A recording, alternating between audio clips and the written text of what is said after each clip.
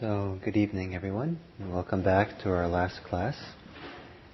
And maybe people are still coming. It's a good time often to take questions. If you have any questions about what we've done so far these last weeks, about the practice, the instructions, or with your experience meditating at home. So, if anybody has anything, please. Hello. I tend to find my mind drifts a lot when I have my eyes shut. I sometimes find it easier to focus when I keep my eyes open. So I've been trying to sort of do a little bit of both during sessions. Would you say it's good, bad, or?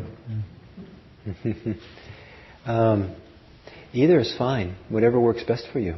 There are some people who teach this meditation practice where they give the instructions to keep the eyes open or half open, kind of focusing down, looking at nothing in particular. And I know for me, sometimes it's worked better to have my eyes open, sometimes closed. So whatever seems to work best for you, it's fine.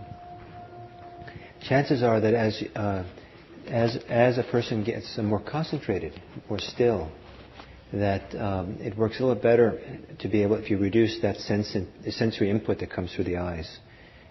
You can get quite concentrated with the eyes open, but generally, the more concentrated you get, it's more natural to close your eyes and get more absorbed in the focus of concentration. It's like if you're listening to a sound far in the distance, I think that faint sound, it's kind of natural to close your eyes to try to really hear it well.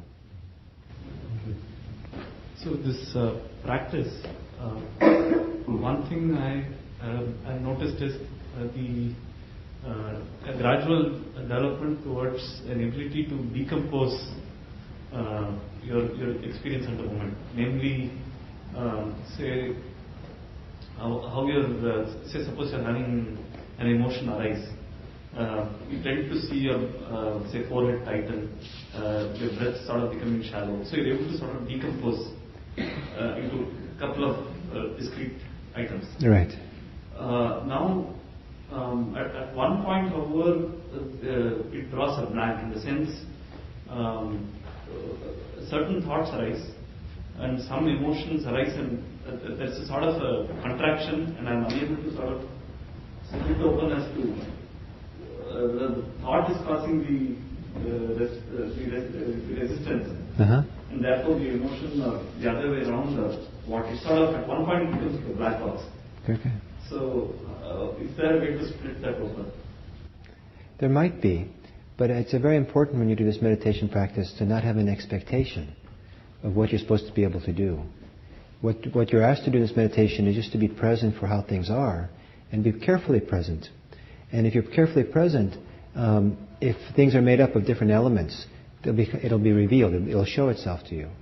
If that doesn't happen, it's not your job to break it apart. It's your job just to be present for how it actually is for you.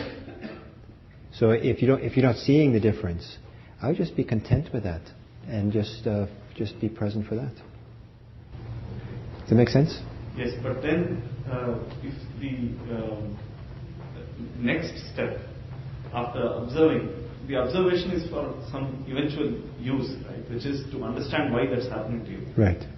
So if you can't break it open, are you sort of stranded in your development beyond that point? Not necessarily. There's two things that we're in a very general sense, there's two things we're developing in mindfulness. One is the ability to see clearly what's there, and the other is the ability to be to see without being entangled with what we look at, to be free of what we look at. So I could look at the striker and look at it really carefully and see it's made up of wood and leather and different things, and really see what it is. And that's important to see what it is. Then I can strike properly, if I see what it is. But maybe I can't see it. Maybe I've never seen such an instrument before. I have no clue what it is. And so I just see it for what it is. But as I look at it and mindful of it, what's also happening is I'm strengthening my mindfulness. My ability to be present and connect and be with something is being strengthened. And that's also a very important aspect of mindfulness, is to strengthen that capacity to be present. And as that capacity becomes stronger and stronger, then you'll have a very different relationship with your life and yourself and the experiences you have. You'll learn how to be present without being entangled or caught or stressed by things. So sometimes when we're being present, the emphasis is on seeing what's here. Other times what's happening when we're present is we're strengthening this muscle of mindfulness. So when the thing that you reported that you can't separate apart, I wouldn't make much effort to try to work at separating it. I would just focus on the second part of mindfulness, which is cultivating a stronger sense of presence and present for what it is. So how does that ability then fit in the big picture of eventually understanding why something is happening to you? Yes. And therefore getting free of that? Well, so sometimes you get free by understanding why. Sometimes you'll never understand why, but you're free anyway. Without being entangled, right. You might never understand. So it's possible to get angry, and it's helpful to understand the causes of the anger. It's also possible to feel the anger bubble up and have such strong mindfulness and presence that you can see it there, but there's no tendency of the mind or you to get involved in the anger. And so you actually feel quite free. I've had anger bubble up inside of me, and my mind, this is the image that came to my mind at the time, was my mind, I had a Teflon mind. It just bubbled up, it didn't stick anywhere. I was completely, my mindfulness was so strong and equanimous that the thoughts of anger bubbled up, and I didn't have to understand why they were there, what they came from. I was free from that. So, but other times I've been angry, and I had to really, sometimes I like to go for walks when I'm angry. Go for long walks, just to let the anger be there and just be present, feel it in my body. And then eventually, usually for me, I'll discover if I'm with it long enough, I'll discover the anger is really arising out of either feeling afraid or feeling hurt. And if I could see the hurt or the fear, then it's a whole different analysis, a whole different way of relating to it.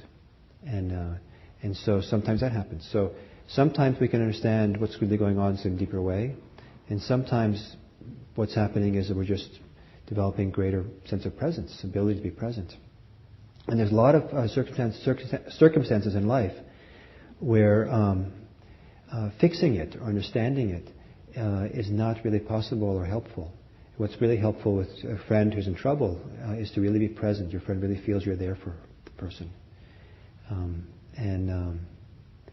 I'm involved with training people who become hospital chaplains, and they go around and offer spiritual care to people in hospitals. And one of the biggest challenges people have in those circumstances is how not to go into a hospital bed and try to fix the patient.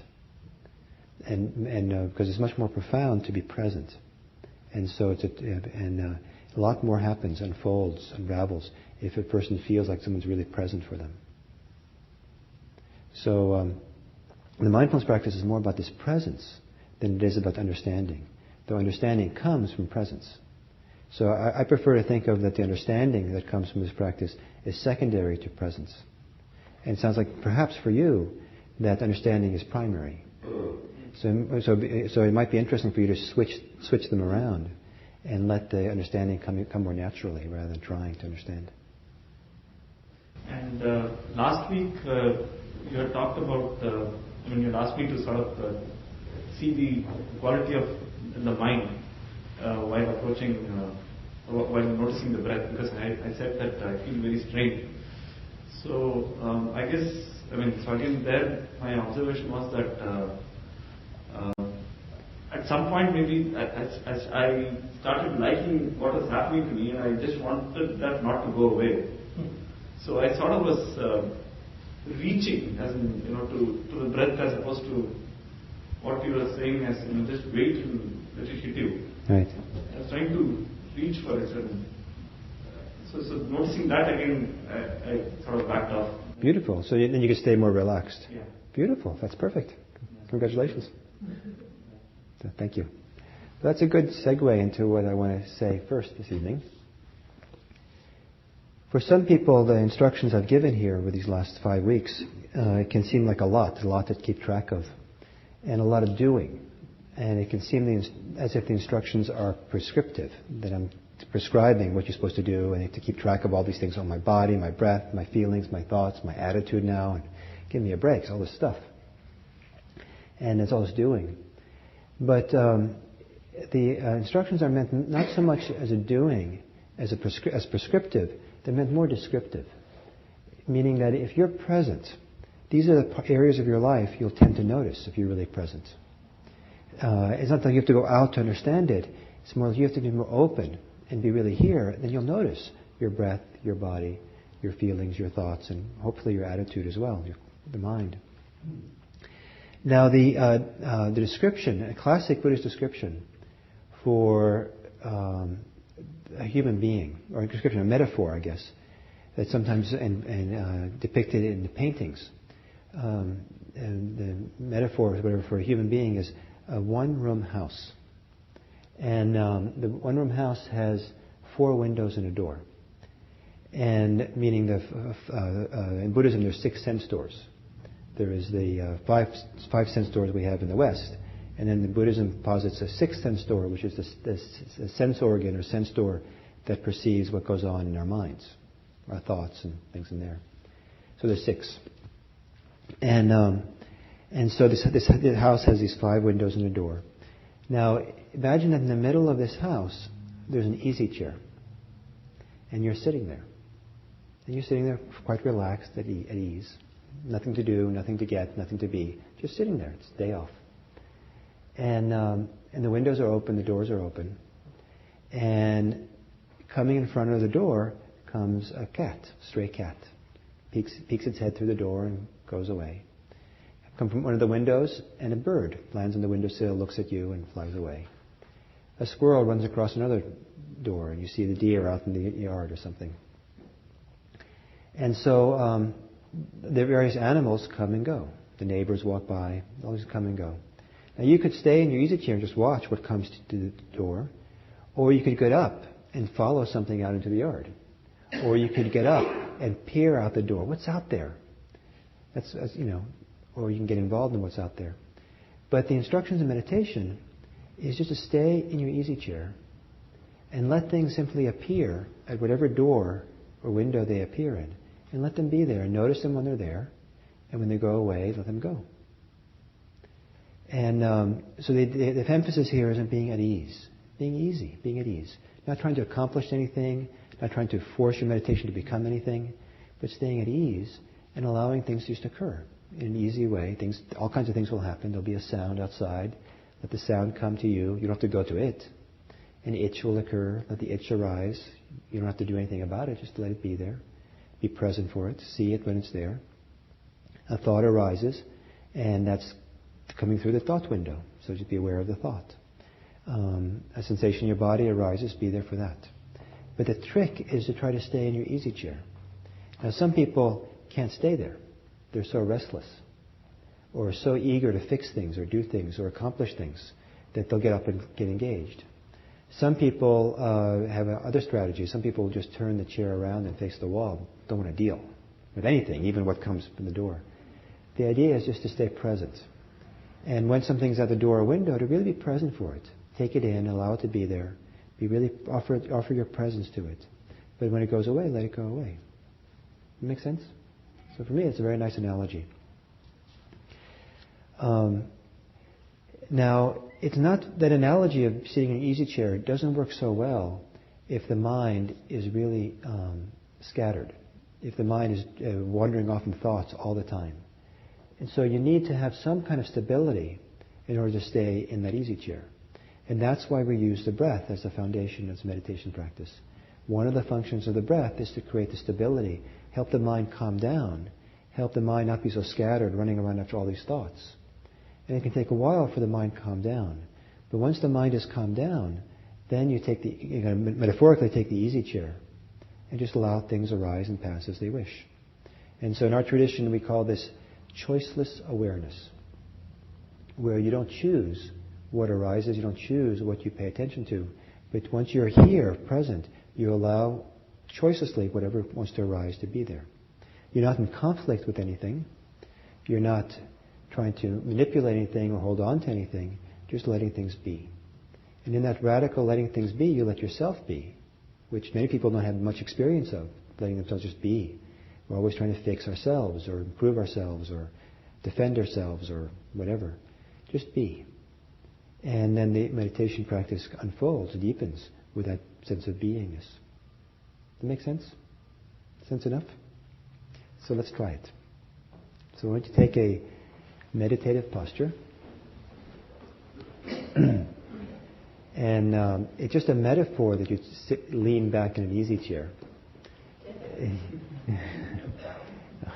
You're supposed to actually take a good, alert posture for this. And part of the reason for that is in the long term, you can actually get more relaxed in your body if you have a upright posture than you can be if you lean against the easy chair. Counterintuitive, but it's the case. So being a little bit careful with your posture, with letting your attention notice your spine, and letting your spine be a little bit straighter, more alert or upright than maybe you normally would have it.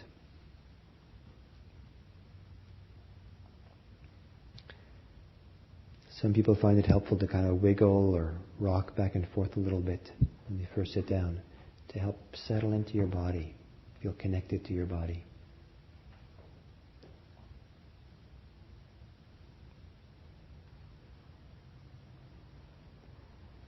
And because after a busy day, people's minds are often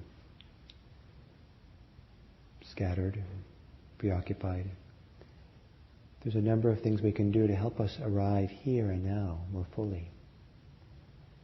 And one of those things is to take a few long, slow, deep breaths,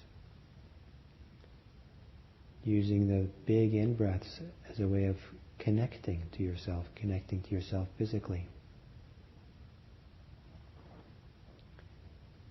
And as you exhale more fully, relax, let go. As you exhale, settle in to your body, settle into your seat or your chair.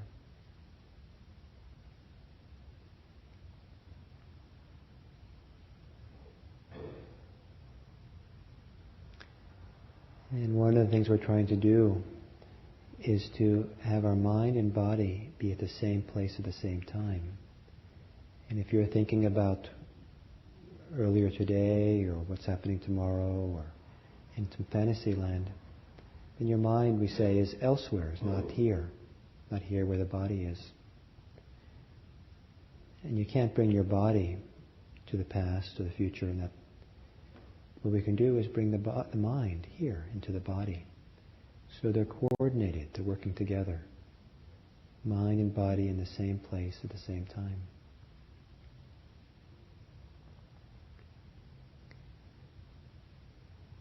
And then letting yourself breathe normally.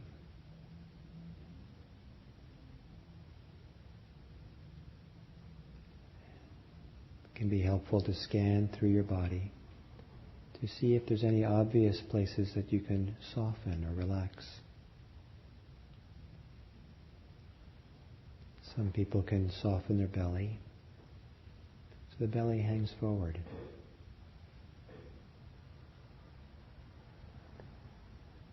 Some people find it helpful to soften around the shoulders and the shoulder blades.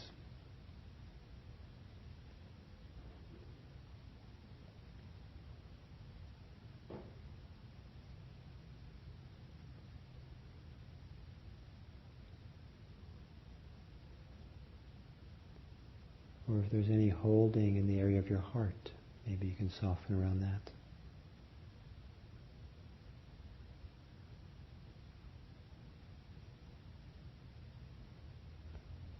And some people carry tension in their jaws or their face, eyes, forehead.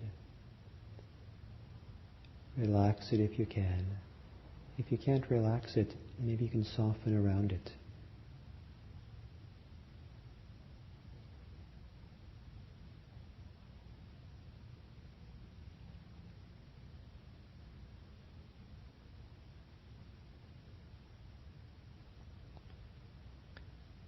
So, keeping your spine upright. See if from the inside you can set yourself at ease.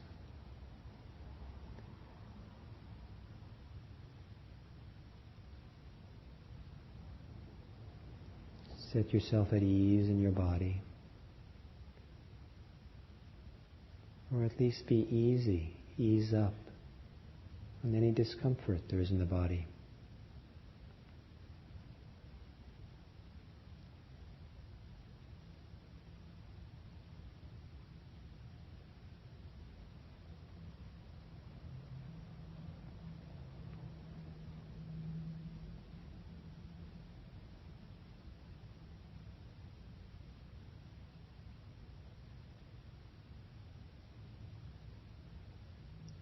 Let yourself be at ease in your mind.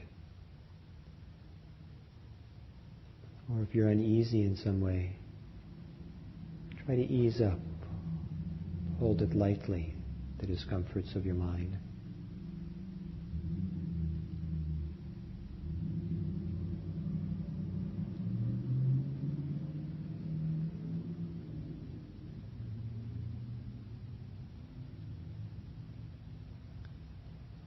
And then connect to your breathing. Notice how your body experiences breathing.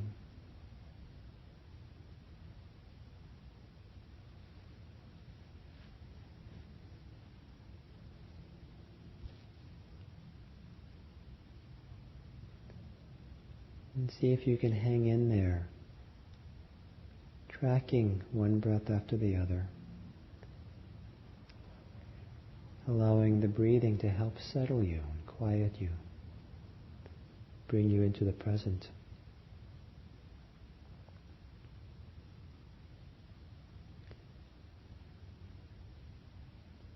When the mind wanders off in thought, gently bring it back to the breathing. Begin again with mindfulness of breathing.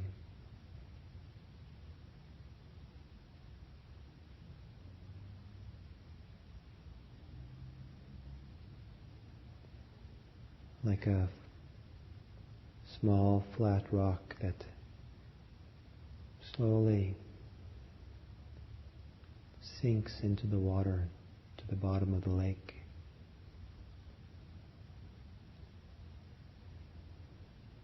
Let yourself ride or watch the breathing as if it's a little rock that's letting you settle.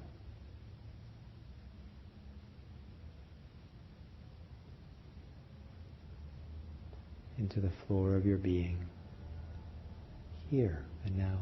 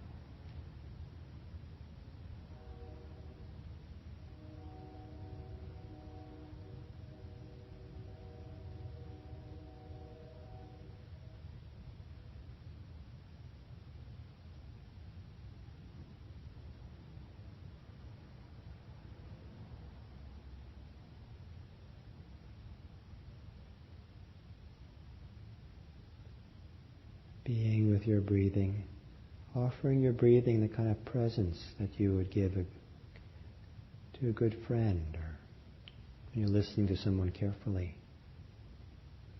Be really present.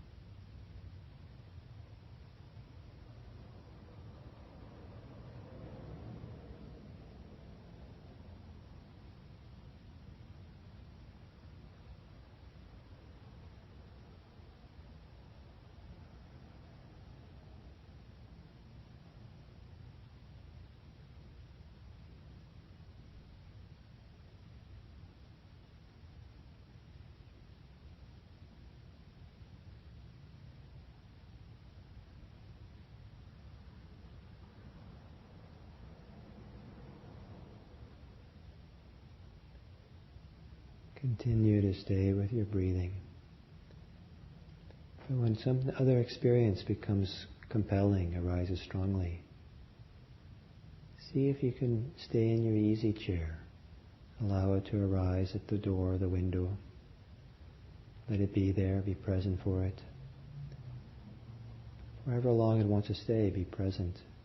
And when it goes away, let it go. Sound of traffic arises. If it's strong, if it comes into your awareness, note it, be aware of it. Let it go. Sensations of your body, feelings and emotions. Certain thoughts might arise and become obvious in awareness. Stay in your easy chair. Don't get involved in the thoughts. Just know that they're there. Let go of them if it's easy.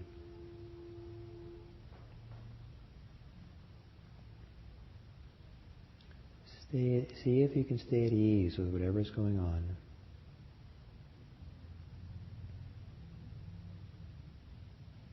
Being aware, being present for what is.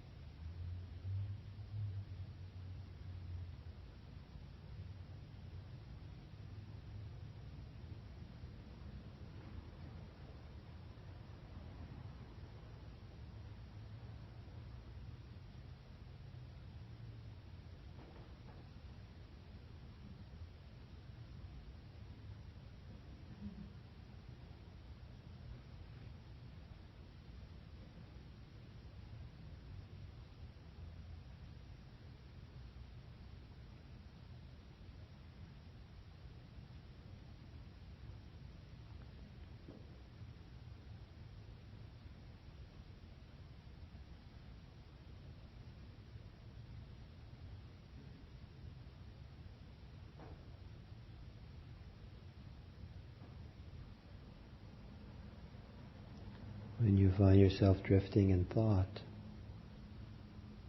notice how different it feels to have been drifting in thought compared to knowing it clearly, being present for that.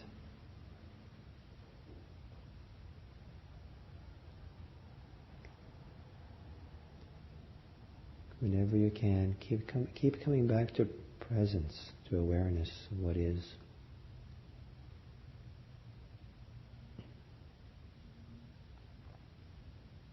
In the middle of it all, breathing in mindfully, breathing out mindfully.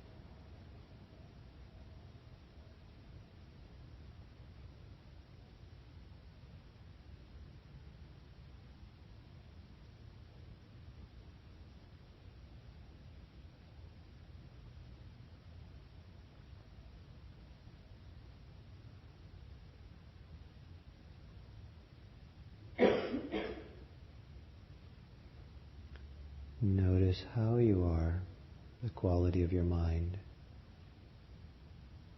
And see if you can notice a difference between letting the mind be whatever way it is, your attitude to be whatever way it happens to be,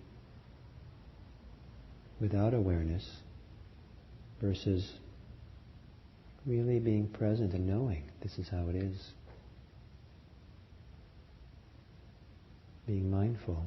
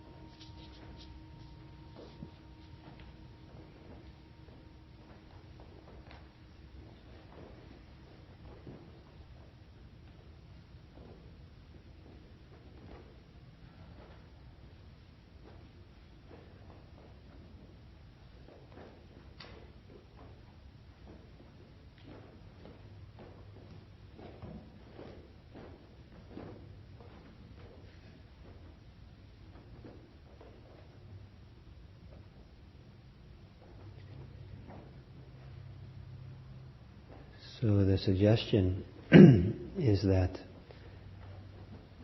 our life unfolds a lot better, certainly a lot less stress, but also with a lot more sense of freedom and wisdom if we start being present for our life in a careful way. So to be present for, and that's what meditation is trying to help us do, is to be really present rather than the mind carrying us away in all kinds of ways. To be really present for our breath, for breathing. Breathing has a very profound spiritual aspect to it. The more we can get connected to our breathing. And to be present for our body, to be in our body, connected to our body. To be connected or present for our emotional life. Connected but not entangled. To be present for it. To be present for our cognitive life, the thinking we have. Not entangled with it, but present. Present but not engaged. And then, so breath, body, emotions, thoughts, nature of the mind, state of the mind. And so that's kind of what we've kind of covered these first 5 weeks of the course. And the question is how to go further with this. Is it more than just being present? And there's two primary ways to go further after you have the basic idea of what the practice is. And that is to practice it in daily life, and to develop more concentration or stability together with the mindfulness. So in daily life, the metaphor or analogy of the easy chair works a little bit, but it also fails in that it suggests that mindfulness, someone practicing mindfulness is kind of passive, just sits there in an easy chair and just let life happen. And you're not going to, sit in easy chair as you go about your life. Mindfulness is about being easy, being open, being present for what's here, not being caught, not being stressed by things, just being present. But it's not withdrawal. It's actually allowing us to connect more fully with our life, to be present for our life. And I like the word contact or connectedness. That we're connected, like when you bring my two hands together, they're connected, but they're not entangled, not tied up with each other. When I lace my fingers together, they're connected. They're contact. I can have my hands apart, and I don't feel the contact. So the presence of mindfulness has some kind of quality of being really present, almost like you're making contact with whatever experience is. Even if you're present listening to someone else talk, you're not necessarily touching them physically, but you're there in some way that's tactful or full, or really there, present for that. The mind's not wandering off into other thoughts and planning what you're going to say next, or caught up in judging them or something. Just you're there, fully there, present. So life tends to unfold a lot less stressful, much greater ease, when we can be present for our life as we go about it.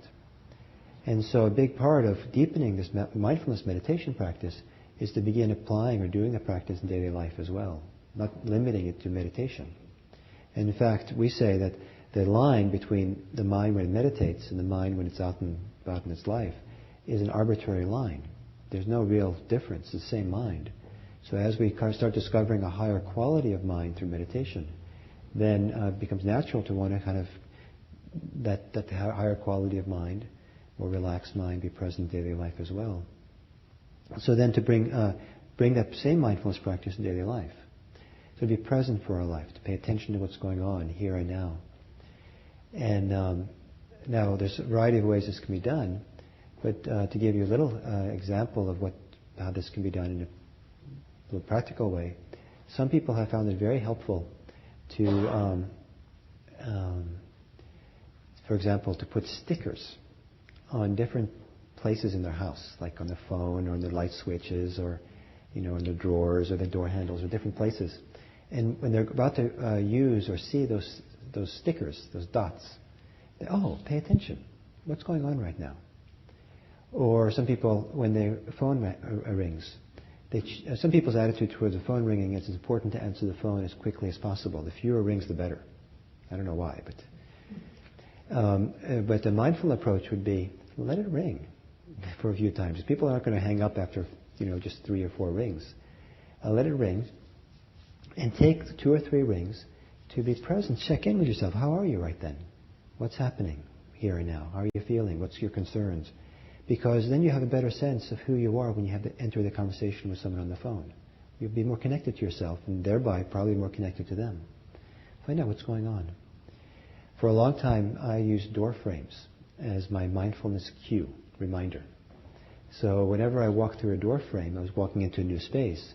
So I use a door frame, what's happening? Sometimes I pay attention to what was happening with me, and I'd be surprised. I didn't know I was rushing. I didn't know I was feeling that way. I didn't know I was not paying attention. And sometimes I'd pay attention to the room I was walking into. What's happening here? What's going on? So some people use different things as a cue, as a reminder. Bring yourself into the present moment and notice what's happening here. Another thing that people have used when they're driving a lot, they've used traffic lights. You're waiting for the light to turn green, right? So, nothing has to happen, unless, I guess nowadays people are on the phone, so there's important things happening. But if you're not on the phone, then be present. What's going on? How are you feeling? What's happening? Notice. Practice noticing. Practice mindfulness here and then. You don't have to get deeply calm, but you just notice. And probably what you'll find is if you notice what's happening, your life will start getting richer. And you'll take more responsibility. You'll reclaim your life, take more responsibility for how you want to be in your life. Too many people live their life without taking any healthy responsibility or choice about how they want to be. They're just kind of rushing and doing and this and that and letting their mind kind of drive the show. But if you stop and pay attention, you have a chance to make some choices. So you're driving your car, you stop at the red light, and you find yourself really impatient for that light to turn green. Is that how you want to live your life? So you can ask yourself, by being present, you can maybe ask yourself that question. If the answer is yes, then go be impatient, but not near me when you drive. But maybe you say, oh, this is not how I want to live my life. Does it, what difference does it make? How does it help things if I'm impatient while I'm waiting for the light to turn green? Maybe I can breathe deeply, relax for these few seconds. So as we bring more presence, we have more choice. And we have more choice, we can look and make choices that are wiser, better for how we want to live our lives, how we want to engage in things. Some people like to practice mindfulness in conversation. And there's a lot to be discovered about yourself if you pay attention to how you are in conversation. One thing to discover is maybe, for some people, how little they really listen. And listening sometimes is considered a synonym to mindfulness. The qualities that you needed to really listen well are the same qualities needed to be mindful well. And so you might experiment in conversation with people to switch from being much more in the listening mode, a good listener, as opposed to a good speaker. So notice, do you interrupt? Is your opinion more important than what you're hearing? What's going on there? Mindfulness in speech can also be looking a little bit, being present enough to have some sense occasionally of why you're saying what you're going to say. Why do you say? A lot of people will speak without ever questioning why they're going to say what they say. Well, I'm going to say it. It's important.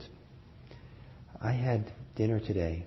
I'm just making this up. I had dinner today at the absolutely best Chinese restaurant. Now, why am I saying that? Why would I say that? I might say because I'm just enthusiastic about the good food, so I kind of, overdoing it by saying the best, exaggerating a little bit. Who knows if it's the best? Or it could be that I want to impress you, what a great choice in restaurants I made. And by saying I ate the best, it's kind of like, look at me, I had a good time. It's kind of saying something about me, not just about the food. So maybe that's a silly example, but why do we say what we want to say? So to be present for yourself and notice what the thoughts are, what the feelings are, gives a lot of information. And sometimes that information, when you speak, will save you from making a lot of mistakes. It's said that it takes years to make a good friend and one sentence to lose the friendship. So you want to be careful, be present and make wiser choices. Some people find it very helpful to extend mindfulness in daily life because it helps keep their life a little calmer, more easeful. And some people choose particular activities to bring more mindfulness to. Some people like to drive mindfully. That's really a quality time to be with yourself. They turn off the radio. They turn off the cell phone for sure. And they try, this is a quality time to be present. And it's probably helpful for the other drivers if I'm really present too. And that's where they cultivate kind of mindfulness.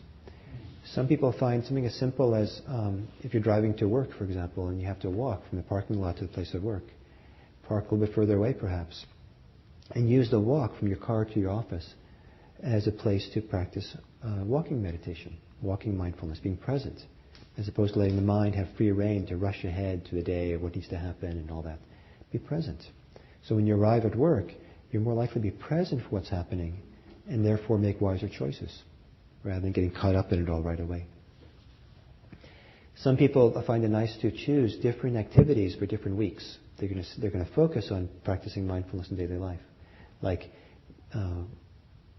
washing dishes. Okay, whenever I wash dishes this week, I'm going to be present. Not like, my mind wanders away. I come back and really be there and with the experience of being with the dishes and myself. Or another week, it might be cleaning. So I'll be with cleaning my house. That's what I'm going to really be present here. Some people find it nice to do it when they eat. Some people find it very nice, at least once a week, to eat alone in silence. Or not alone, but in silence. So you can really practice being really present for your eating. It's a whole different world. For some people, there's a lot of complicated emotions around eating. And if you can really stop and be silent and be present, take your time when we eat, a lot of that can unravel, become clear. It might be shopping. It might be, all kinds of things you might choose. And if you choose different things over different weeks, then after you've done it for a week, it kind of becomes a little bit second nature, or becomes a little bit of a habit, or a little bit more familiar with that domain. And slowly over the year, doing different activities, your daily life becomes richer, more fuller. You have a deeper connection with all the different things you can do. And then that feeds back to your meditation. If you continue doing a daily meditation practice, the more you practice mindfulness in daily life, the more, I think, stronger your meditation practice will become, the more it supports it. So that's very nice. So that's one whole way to develop the mindfulness practice, apply it to daily life, not just meditation. The other way is to develop a stronger concentration, so that when you're paying attention, when you're mindful of something, you're not just mindful in some simple, I don't know what to say, simple way, or just mindful in some kind of normal way, normal consciousness kind of way. But you're actually, the mind is really still and has a real ability to focus and really kind of be present in some really careful way. Probably you know the difference between someone who's kind of vaguely present for you, really present for you, and then really, really kind of, connected and there for you, really focused.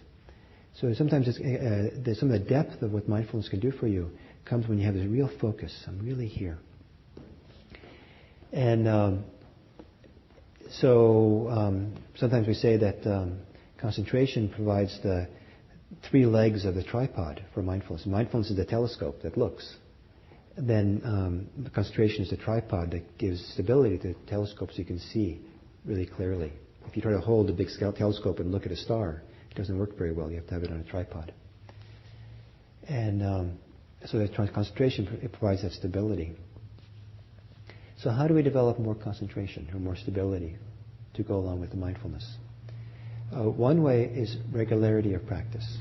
It's probably one of the most important things. Just practicing every day, day in, day out. I used to, when I started, the first few years I practiced, I didn't meditate on Sunday. I took a day off, supposed to take a day off. So that's because when I was introduced to meditation was at San Francisco Zen Center. And they meditated a lot there, but no one ever explained to me why, but they didn't meditate on Sunday. So I took that as an example. Okay, I won't meditate on Sunday. Now I meditate on Sunday, but to have regularity, at least 6 days a week, just. And it's often good to do at the same time, because the mind benefits from regularity. It's like a little kid, like a 3-year-old or 2-year-old. Having a regular schedule really helps the kid. It's more likely to do what you want, doesn't act out. Well, the mind is like a little kid sometimes. And to have that regularity helps the mind, supports the mind. And you say, no, I want to do this and that, this is important. But your mind really, that 2-year-old mind, really does well with regularity. So just do it regularly. So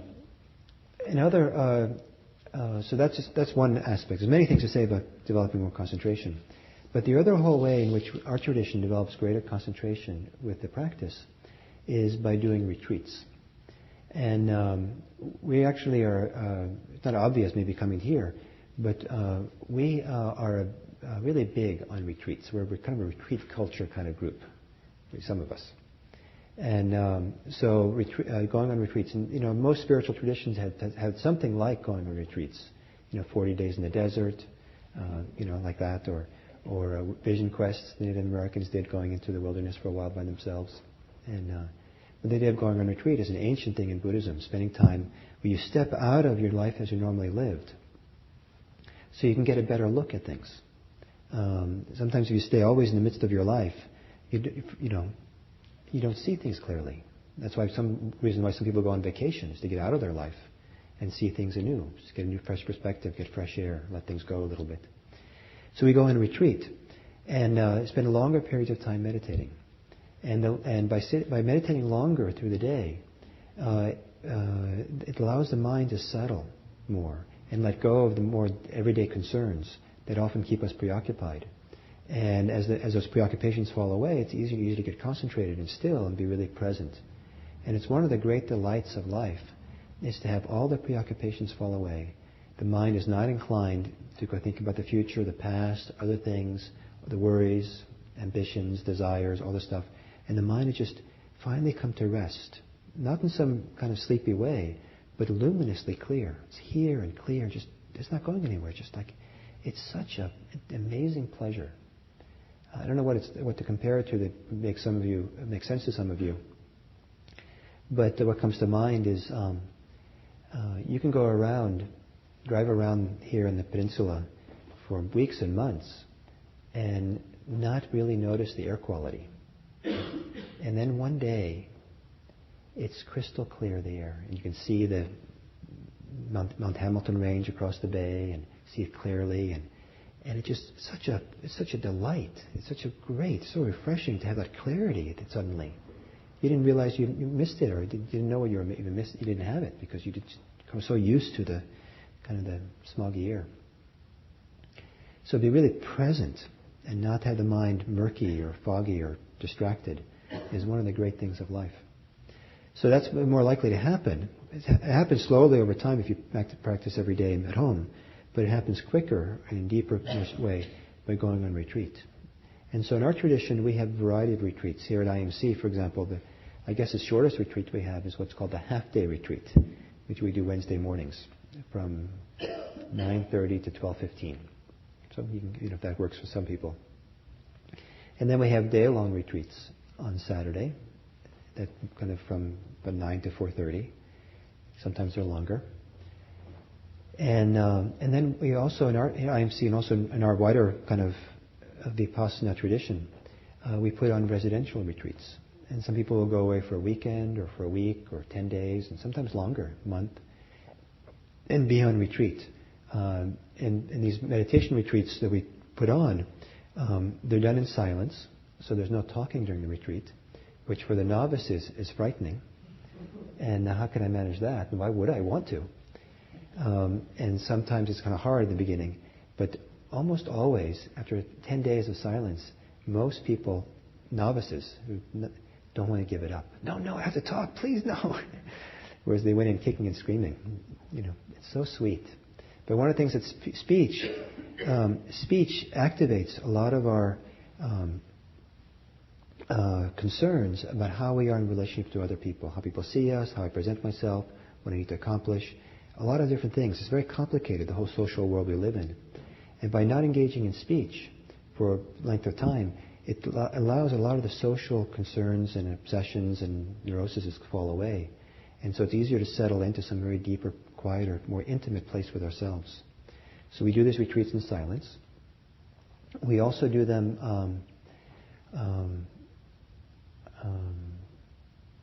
we try to do them so there's as minimal extra activity as possible. So there's little bit of work you do every day to help the chores of the retreat center. But, there's no television, you don't read books, you don't journal, you don't, play golf. And, you're there. This is what you're doing. And some people do a long time retreats. The longest retreat I did like that was 8 months. And it was, I would say, it qualifies as the best time of my life, among the very best time of my life. It's counterintuitive, right? I didn't have a clue what was on television those 8 months. So it was a pretty deprived life. But it was the best, boy. I was more happy. I had more sustained happiness during that time of my life, probably in any other time of my life. Sustained, kind of just joy and happiness and rapture and delight. And the time went really fast. I couldn't believe how fast it went.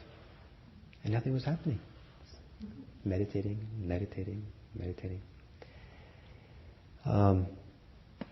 So I'm not recommending necessarily you to go for the long time like that, but just let you know that one of the ways of deepening this practice is to bring it to retreat.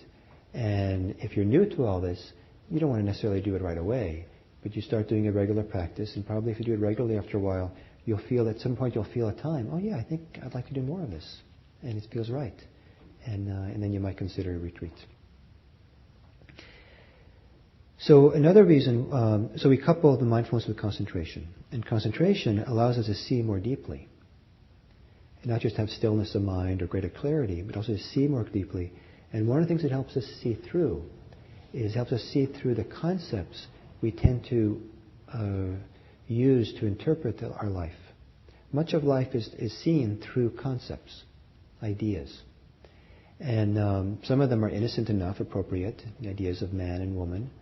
But for example, someone might see you through the concept, of someone's spouse, if that's the case.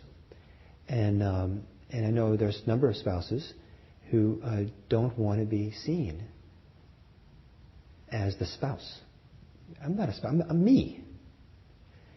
And so, they don't want to be, that's not how they want to see it as for their own sake, not as someone's spouse. And so it's very clear they're being seen through a concept.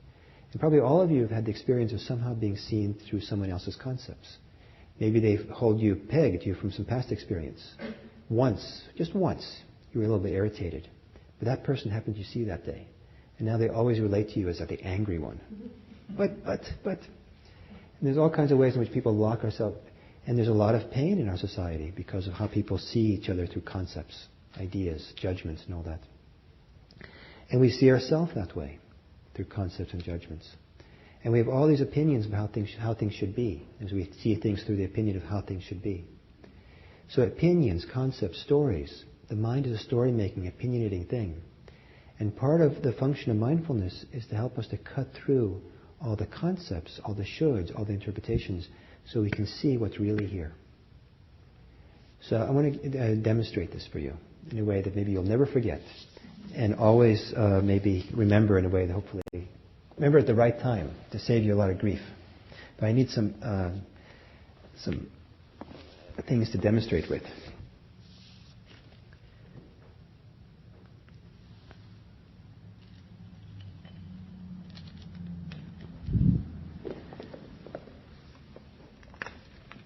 Okay.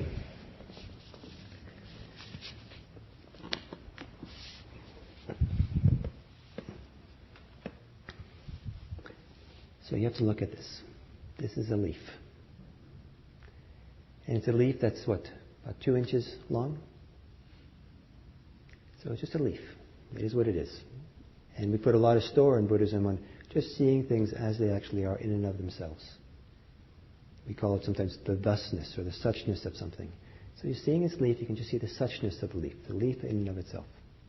And perhaps if you're lucky, you're not comparing it to past leaves and this leaves and future leaves or perfect leaves. It's just a leaf by itself.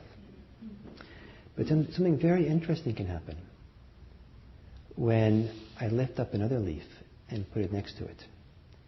And this leaf now, in my left hand, is 5 inches long?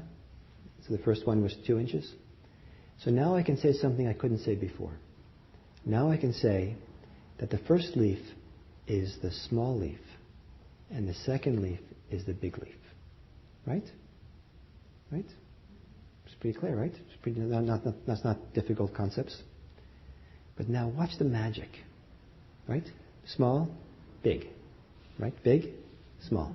Now watch. You can even watch the sleight of hand, how it works. Now put this one down. Lift this one up. And this one's about 1 inch long, right? So now which one is the big one? Which one's the little one? The one that was little before is now the big one. The one that was, right? Isn't that magic? Isn't that amazing? So things like big and small do not reside in things. Things are not inherently big or small. Things are big or small in relationship to what we compare them to, through comparisons. Big and small are concepts that we add to an experience. It's not inherent in the experience itself. And so there's a lot of concepts like this that are not inherent, but are added. Often good and bad are added. And it turns out that a lot of the ways in which human beings tend to suffer around their sense of self, but who they are, belongs to the category of comparative concepts. I'm not short enough. I'm not tall enough. I lived in Japan for a while and I was too tall. I felt awkward. And then I know people who are short and they feel I'm too short. When I was 13, it was 1967. And those of you old enough to remember this, 67 was Anyway, was 67. And I was that summer I was living in Italy, in a small provincial city in Italy. And I'd been living in California, and I had the longest hair of any boy because that long hair was the thing to do. And I was the only one with blue jeans in the town. I was hip. I was ahead of my times, and I was cool. And I felt a certain kind of good energy about myself. Cool energy. Wow, the only long hair in the town. And then I went back to Los Angeles at the end of the summer. And I missed a lot of what happened the summer of 67. And when I got back to LA, my friends in school all had much longer hair than I had. And their blue jeans weren't just blue jeans. They had figured out how to cut them up and sew them up and put them through the washing machine 100 times and bleach them. And some of them actually put their blue jeans on the road so cars would drive over them. And, and I just had blue jeans. And so my sense of self diminished. All I did was cross the Atlantic. And now I felt kind of low down. I actually was pulling my hair in school, trying to make it grow faster, and I felt really bad. So my sense of vitality or deflation had to do with who I was comparing myself to. Is my nose too big, too small? Am I smart enough? Am I not smart enough? All this stuff. What mindfulness can help us do is to see concepts for what they are and not buy into them if they're not useful, not be caught by them. But it really helps if we're concentrated and still, and so we really can have a penetrating ability in the mindfulness. And the concentration really helps us to drop below the concept level. It's hard to do that sometimes if you're just doing mindfulness without the proper stillness of mind. So, and it's very freeing to become free of all these concepts, all these comparisons, all these judgments and ideas and shoulds and shouldn'ts is really freeing, and it creates a much higher quality of being, a much higher quality of life. And it also gives us a lot more choice about which concepts we choose to live by. Because unless we're mindful, some of these concepts appear to be just, this is the way the universe was built. I'm just a klutz. That's the way the universe was built. Or this is the way things should be. People should always give me the right of way. Isn't that how it should be? Or whatever. And we have all these concepts that just we feel are inherent to the universe. But they're not. They're constructions of the mind. And so it's very, very freeing to have the ability to cut through it. So mindfulness coupled with concentration is one of the things that can help with the unfolding in what Buddhism calls wisdom, the deepening wisdom. Wisdom happens when we can cut through the concepts or see through them and understand the bigger picture of what's going on. Make sense? So, yes. I'm a bit confused with the concept of cut through versus what I had asked earlier. Yes, of course. Makes sense. Yeah. It happens naturally. You don't have to do it. You don't have to be looking or trying to cut through. If you get still enough and are present enough with what is, the mind will cut through by itself. So again, it's not essentially analyzing it or decomposing it. Right. I mean, there's nothing wrong with analyzing, and nothing wrong with breaking things apart and doing all that. There's nothing wrong with that. But if most people do too much of that, and it just keeps their mind agitated and busy and manipulating things. And generally, for most people, the practice unfolds better if we step out of the fixing mode, or trying to make something happen, or the digging mode, or looking and analyzing mode, and just try to be fully present. And as we're present, things will unfold, the natural unfolding of things. It tends to be better for people. And also, one of the interesting things that happens with that is that if you're analyzing or you're trying to fix or cut through, it will subtly or grossly reinforce the notion that you're in charge. Your ego, your small self. And there's actually something much more profound that can happen when we let go of the usual identity of us in charge. And so you actually go deeper into meditation, deeper into the world of wisdom and freedom, when you're not always feel like you're at the controls. And it's all up to you. Make sense? So other questions? Now, it is your turn. Do you have questions or comments you'd like to make? Protests? Because your mind will protest some of these things for sure. What do you mean, let go of shoulds? The should be there. The analogy of the house. So I'm sitting on the comfort chair and the squirrel shows up. And sometimes the squirrel shows up and I'm distracted with a certain thought. And a few minutes pass by before I get back to, wow, here I was again, thinking about something else. So I catch myself, I bring myself back to the breath, I see the squirrel. But I feel bad for the time that I lost because it's 20 minutes and it's just 20 minutes and now there's 12 minutes left. And okay.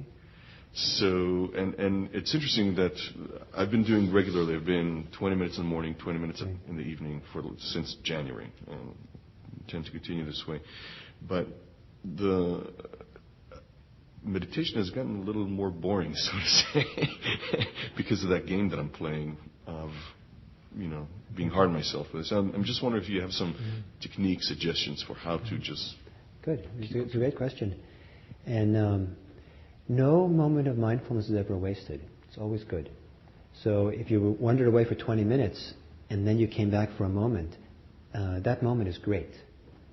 And so it's better to celebrate that moment than follow that moment with, oh no, I was lost again. Because it's very interesting. The first moment when you notice your mind was been away for 20 minutes, that first moment is usually suffering free, judgment free. But our judgment tends to be so fast. But that first moment is quite pure. And what we like to do is try to kind of extend the purity of that moment to be longer before we kind of add the judgments and all to it. But what it sounds like to me is that you're treating the squirrel as a squirrel coming through a window, but somehow what your mind does is something much more it's somehow outside the scope of the meditation. I'd say a different way. Your mind wandering away is just another squirrel in a different window. You're judging it as being bad. It's just a different kind of squirrel in a different window. All we have is stuff appearing in windows. So rather than saying that you shouldn't be judging, say, oh, look at that squirrel. It has a judgment flavor. Wow, this is what judgment is like. Look, I'll be present for judgment. Guilt tells me to be present for judgment. Okay, I've never really been present for judgment before. I've always been in this antagonistic relationship with it, or I believed it, and then ran the show. But I'm being asked to just be present for what it's like to be judgment. I get to study what it's like to be judgmental. Wow, it feels this way in my jaws. It feels this way in my shoulders. My brain, it seems contracted now. The speed of my thoughts is going faster. There's this fear that's connected to my judgment. Wow, there's a lot of stuff. I didn't know so much was going on. So it is a turn. What we try to do whenever we can is rather than leaving something off the stage to fester, we invite everything on the stage of mindfulness. Or to say a different way, whatever is bothering us, we turn around and look at that. And my guess is you haven't done that. You're trying to cope with it and deal with it, come back and really be with that one squirrel. And not really turning around and looking at the mind that wanders away. To look at the mind that judges. Is this making sense to you? Yeah. Thank you. You think you can do that? Do that turning and include that as part of the mindfulness?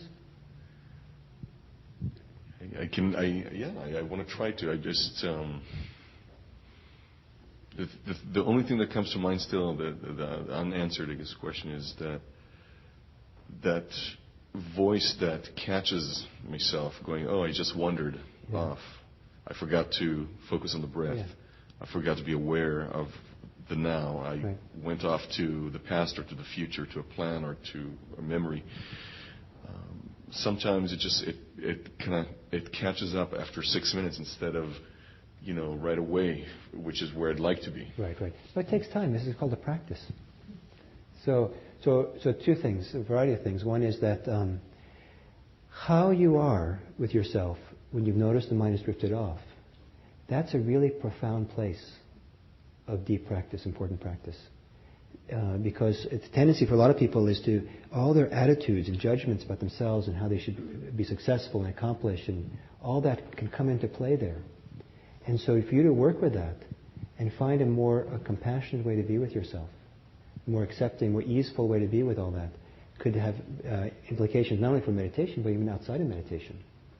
And so if the fact that you had to be gone wandered away for 12 minutes, it doesn't really matter. It matters when you wake up that you engage that, how you are, what's going on. So when you wake up and all this judgment gets there, I really want to repeat that I think it's actually maybe a very significant place for you to bring attention to. And just be glad you have the chance. And then if you do that slowly, I think you'll probably find yourself becoming more mindful more often, more sooner, not drifting off less and less. Also, after you kind of work through the judgment thing and you're more at ease, more compassionate about the fact you wandered off, then you can also turn around and look then at what is the mind like that keeps drifting off. And you might find that there's a lot of tension in your mind. And you can actually feel it physically sometimes. And so rather than just letting go of your thoughts as ideas and come back to the breath, what you need to do is spend a little bit of time softening the tension or the pressure that's almost physical, that's there with the thinking brain. Thinking brain is like a muscle, thinking muscle. Because if you stay tense, or you stay worried, or if you stay angry, or upset, or something, or if anger, or upsetness, or pressure, or tension is the fuel, the factory for thinking, you can let go of thoughts forever, and the factory just produced more thoughts. So once the judgment judgment and the negative thinking about it all has fallen away enough, then you might have the chance to look and see what's going on with this thinking muscle for me, emotionally, physically, tension-wise, and then be present for that. And as you're present for that, you're present. And then it settles, and then with time, it's not going to be such a big obstacle. Is this making sense? Yes. Sense enough? Yep. Thank you. So I'm not saying what I'm saying is not easy to do. It's really easy to be a teacher. It's easy to say this is how you do it. It's not so easy to do this practice, in fact. And so I'd be delighted to talk to you further about this. If you try, make an effort and engage in this, I'd like to hear how it goes. And if you have further questions, I'd be happy to engage them. They say the cliche is that mindfulness is really easy. What's hard is to remember to do it. So someone else. Yes. For me, it's very easy to lose concentration in my exhale. Or you can be very present for the exhale. No, the contrary. You can be present for your inhale, Yes. but the exhale, your mind wanders away. Yeah. That's a great observation. And most people will have some phase of breathing is more clear than other phase. And sometimes it's the in-breath which is more clear, sometimes it's the out-breath which is more clear. And if some part of the phase of breathing is not so clear, that's the more likely place the mind's going to wander off. And that's probably what you'll find if you pay attention. So if you know you have that pattern, then you want to, when you get to the beginning of the out-breath, you want to remind yourself, hang in there, hang in there to the end. And then the in-breath comes and you can go with that. So that's helpful. And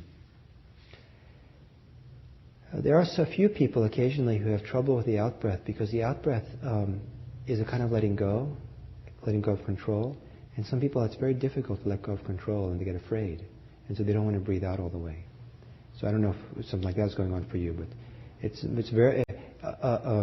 most people have less awareness of their out-breath. It's less clear than the in-breath. That's the most common pattern. And so knowing that pattern, then you can make amends. You can kind of just remember to stay present longer every time you breathe out. thank you. That's a great way because I'm a Leo and I want to be in control of everything always. So that's when it's a really good tip to remind myself to let go. Let go. Good. And some people find that sometimes if you get really calm in meditation, there can be a long gap between the out-breath and the in-breath, or between the in-breath and the out-breath. And since there's a gap, the mind's not connected. And so if the mind's not connected, idle mind will get in trouble. And so it's important to kind of there's a long gap. Remember to stay present. Or maybe it's a little bit complicated for this class, but one of the things that one of the instructions is if there's a long gap at the end of the out-breath, go feel something tangible in your body during the gap, like the hands touching or the knees touching the mat or something. Just something that's tactile, tangible, contact point. And so you're connected to something physical that's not your letting the mind think whatever it wants. And then when the in-breath begins, then you start again with the in-breath. Yes? So when we did the exercise in the class, and you said just be, like have your mind and body at the same place. Yes. So what I was doing, I said inhale, and I said this is the mind, and I was exhaling, and I could feel my, I took the breath out, and that was my body. So probably, I don't know, I had a couple of moments that I was like, oh, wow, okay, it feels really beautiful. But then, and I was like, okay, well, it's not working, but that's okay. I had a root canal then, it's like a lot of pressure and pain. I was like, oh, okay, pain and pain and pain. And I tried and it didn't come back. So the question that I have, when you say it's kind of like not judging yourself, but then kind of becoming passive. So I was like, okay, I was not judging myself for not being with my mind and body, but how do I know if I'm just getting passive and let my mind run and do its own thing? I'm not sure. You pay attention. You look around. Look at it. I'm not sure if there's a simple way. It's a more complicated way than you're asking. How do you know when your mind is not so present? It's wandering away.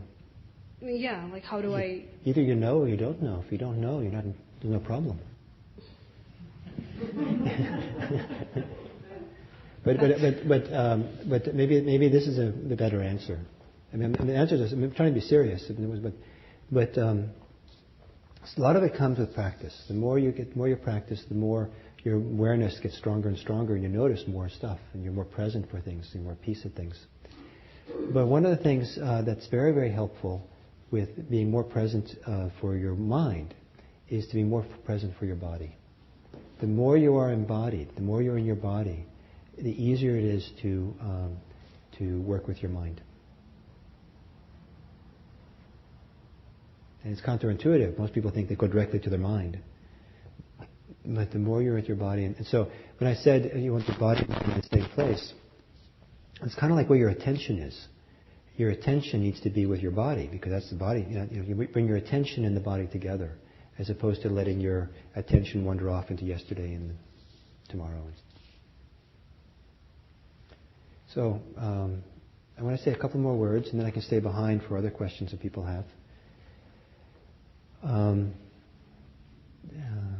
Just a couple of simple things. One is that, to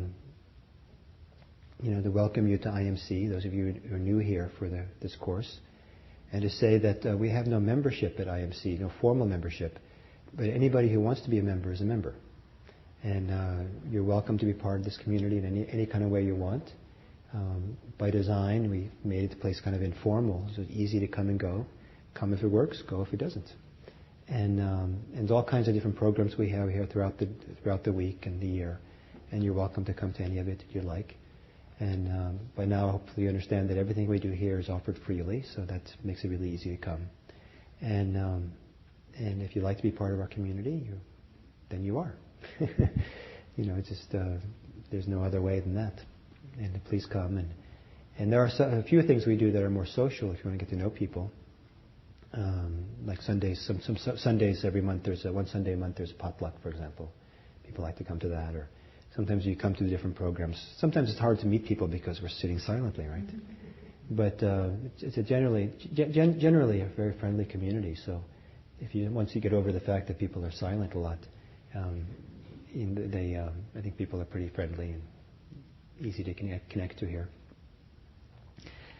And then whenever we do this intro class, we always follow it with a variety of ways to support you in your practice as you go on. And so we have 2 things coming up that are kind of meant for you if you'd like it, but for anybody who wants to come. And that is this Saturday, Inez Friedman, who's one of our most senior students here, is going to teach a day-long class.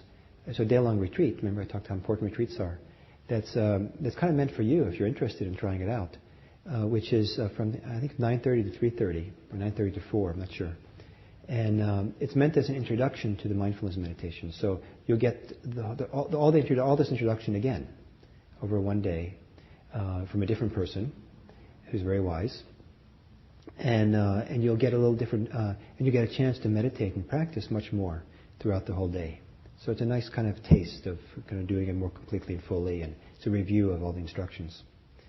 The other thing we offer is starting next Wednesday for the next 5 weeks. Bud, who's up there, Bud Silver, and Susan Ezekiel are going to lead a what's called a beginner's practice group.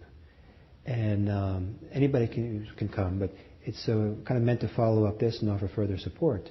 And it's 2 very senior students who've been around practicing for many, many years, who will do a little bit of teachings, have some discussion with you, do some guided meditation, some exercises. And it's done somewhat informally, so there's a lot of chance for give and take and questions, much more than this intro class here.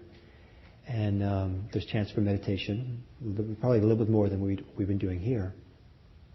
So it's a way of getting more support and more help if you want to continue this.